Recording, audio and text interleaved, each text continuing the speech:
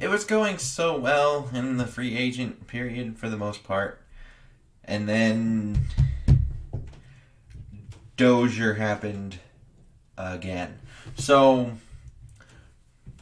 with the re-signing of Dakota Dozier, what he did last year, he had a Pro Football Focus grade of 44.6, a pass blocking grade of 36.7, 52.3 run block grade, 9 penalties, that was tied for the second most, and 6 sacks allowed, which was also tied second most among guards.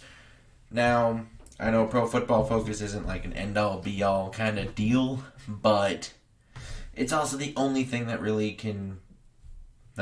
carries any kind of offensive line numbers. So that's what we got.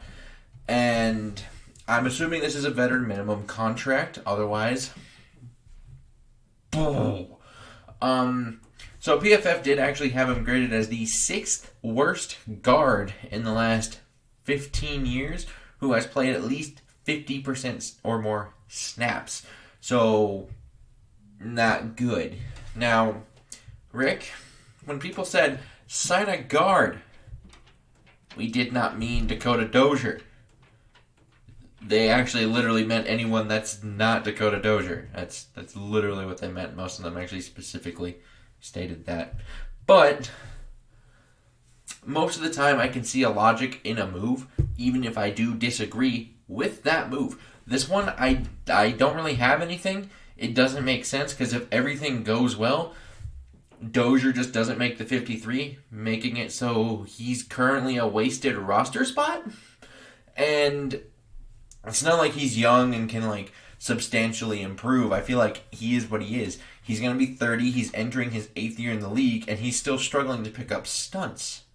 It's like, I don't know what they see in this. It's like, he lacks a lot of basic fundamentals. It just looks like he doesn't belong in an NFL field. He probably isn't a rosterable guy. Meanwhile, you not only started him for all 16 games last year, but you gave him another contract. Now he'll be going to his 3rd year with the Vikings.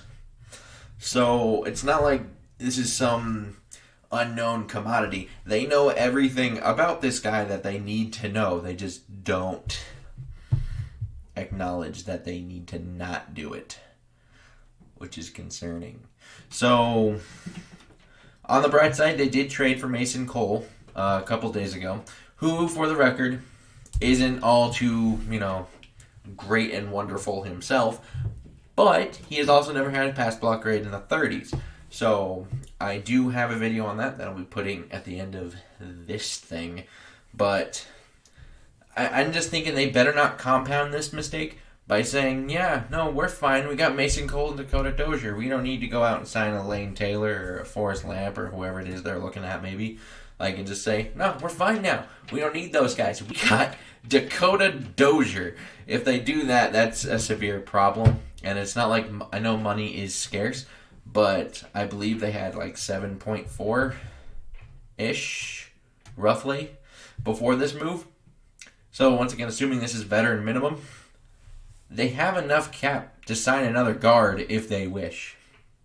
So if they don't, that's 150% on them and their evaluations of players, not the cap. They should not put that on the cap. The only way that can be put on the cap is if they have another bigger move in store and they're like, well, we had to get a better minimum guard and this is the only one that would come. Because at least if there's a bigger move that would require the space, it's still inexcusable just because I don't think Dozier should be on an NFL roster. But at the very least, that would make more sense. So, yeah.